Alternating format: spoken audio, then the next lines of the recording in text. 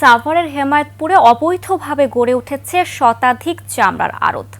Drainage ব্যবস্থা, বর্জ্য পরিশোধন ব্যবস্থা না থাকায় একদিকে যেমন চামড়ার গুণগত মান নিয়ে বিদেশি ক্রেতারা মুখ ফিরিয়ে নিচ্ছে, তেমনি এসব চামড়ার আড়তের বর্জ্য পার্শ্ববর্তী ধলেশ্বরী ও বংশী নদীতে পড়ে নদী ও পরিবেশের মারাত্মক ক্ষতি হচ্ছে।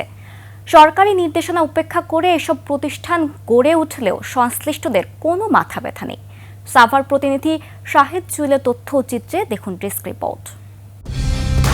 কালার এক্সপার্ট, জর্জ স্যাপ এবং মাইল্ড অন হ্যান্ডস টেকনোলজি সমৃদ্ধ অরিক্স ক্রিস্টাল ওয়াশ আপনার লন্ড্রি এক্সপার্ট।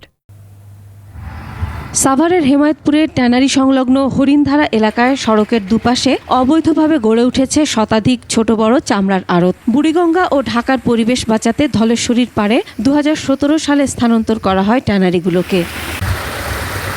সে সময় ট্যানারি ছাড়া ছোট বড় সব আড়তদারদের স্থানান্তরিত করতে সরকারি নির্দেশনা থাকলেও তা উপেক্ষা করে পর্যায়ক্রমে এখানেই অবৈধভাবে গড়ে তোলা হয় শতাধিক আড়ত। আর চামড়া প্রক্রিয়াকরণে এসব বর্জ্য ছড়িয়ে পড়ছে সড়ক সহ নদীতে।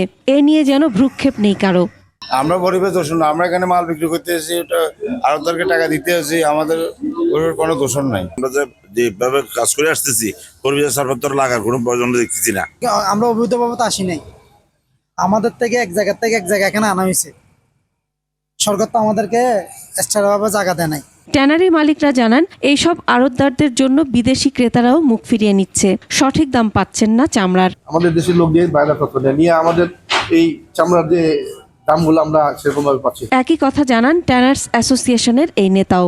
পরিবেশেরকে হুমকিতে রেখে এভাবে যদি আড়ত উঠতে থাকে তাহলে এইটার এফেক্ট আমাদের চামড়া শিল্প নগরের উপরে পড়বে। পরিবেশবাদীরা বলছেন, ট্যানারির বর্জ্যতে ক্রোমিয়াম সহ ক্ষতিকারক অন্যান্য উপাদান অত্যাধিক থাকায় পরিবেশ সহ নদী ও জলাশয়কে দূষিত করছে। প্রায় শতাধিক প্রতিষ্ঠান সরকারি নিয়ম, পরিবেশ অধিদপ্তরের অনুমোদন ছাড়াই সেখানে কাজ করছে।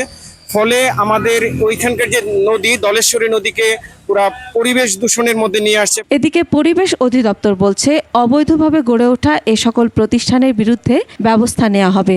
প্রায় একই ব্যবস্থা নেয়ার কথা বলে দায়সারা বক্তব্য দেন স্থানীয় প্রশাসনও। পুরো চামড়া প্রক্রিয়াকরণ বিষয়টা ট্যানারির ভিতরেই হওয়ার কথা, ট্যানারির বাইরে যাওয়ার কোনো সুযোগ নেই। যে শাস্তি, যে আইনে যতটুকু শাস্তি রয়েছে আমরা সর্বোচ্চ শাস্তি প্রয়োগ করতে চাই। দূষিত হচ্ছে নদী, বিপর্যয়ের মধ্যে পরিবেশ।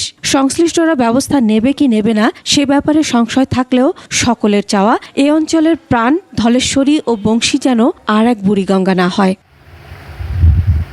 Masum আলিসা, desk report, 21 television.